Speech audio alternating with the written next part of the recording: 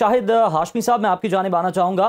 Israeli और अमरीकी सदूर ने यरगमालियों के मामले पर बातचीत की है। फिलवक्त हमास ने वाइट हाउस पर अल शिफा अस्पताल से मुताल्लिक गलत मालूमात देने का इल्ज़ाम लगाया है और अस्पताल पर हमले का इल्ज़ाम अमरीका पर धरा है। दूसरी जानिब ब्लूमबर्ग की रिपोर्ट भी सामने आई है जिसमें इसराइल को खुफिया तौर पर अमरीकी हथियारों की फराहमी का इंकशाफ किया गया है। क्या गजा पर गैर मुनसिफाना रवैया अमरीका की आलमी हाकमियत को महदूद नहीं कर रहा? देखिए, असल में कुछ चीज़ों के बारे में अमेरिका को भी और इसराइल को भी यकीन है कि उनका हाथ रोकने वाला कोई नहीं है, और जो जदीद मीडिया है उस पर उनका कंट्रोल रहा है, बल्कि अब से पहले तो 100% कंट्रोल था। सोशल मीडिया के आने के बाद ये हुआ है कि दूसरा मौक़िफ़ भी सामने आने लगा है, वरना तो एक तरफा मौक़िफ़ ही आता था। बिल्कुल। इस तंजीम को, फ़लस्तीनियों की जिस तंजीम को दहशतगर्द कहते हैं, वो तंजीम है जो अव्वल दिन से अवाम की नुमाइंदगी के ज़रिए आगे बढ़ी है। इलेक्शन में इन्होंने स्वीप किया, हुकूमत बनाई, चलने नहीं दिया गया, उनकी छुट्टी कर दी गई, तो वो दहशतगर्द हैं जो इलेक्शन से आते हैं।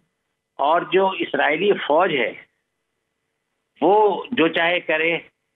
उस खित्ते का सबसे बड़ा और वाहिद जमहूरी मुल्क इसराइल है।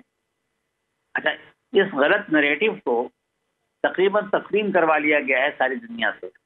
जो लोग अमेरिका या इसराइल की इन चीज़ों से इख्तिलाफ रखते हैं, उनमें से कोई भी आगे बढ़कर कुछ करने को तैयार नहीं है।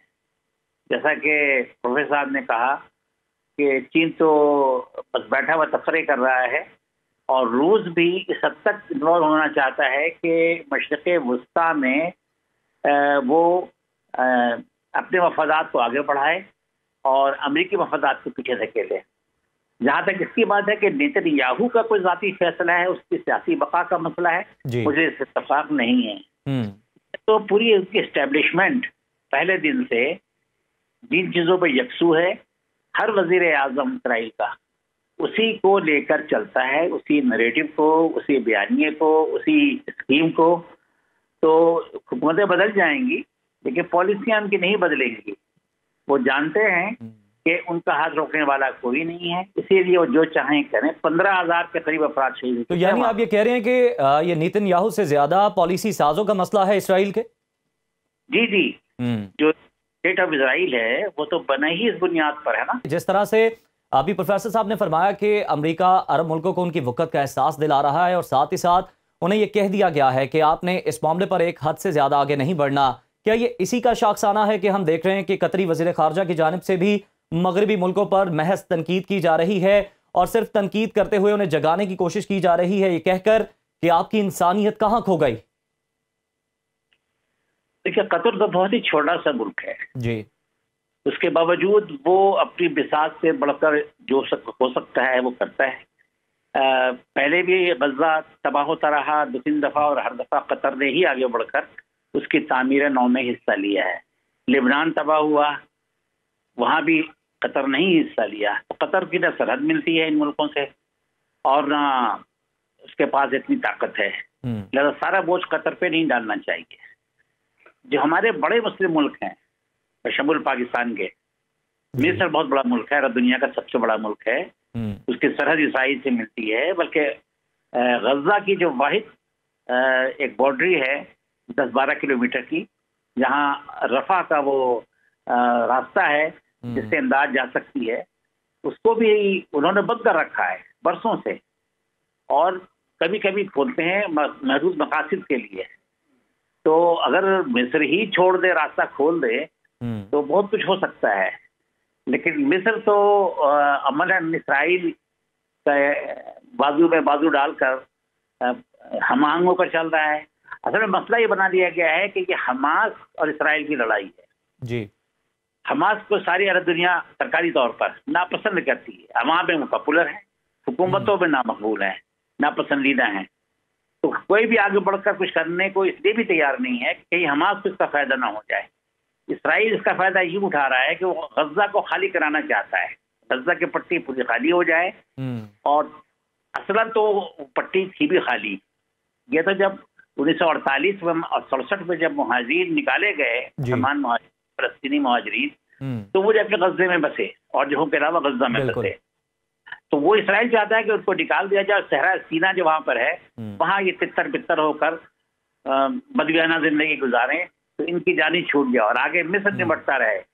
جیسے مصر اپنے یہاں کی اسلامی قوتوں سے نمٹتا ہے، اسی طرح سے وہ غزہ کے لوگوں سے بھی نمٹے، اسرائیل کا درد سر ختم ہو جائے. یہ ہے کوشش، لیکن اس میں بہت سخت جان ثابت ہو رہے ہیں یہ فلسطینی.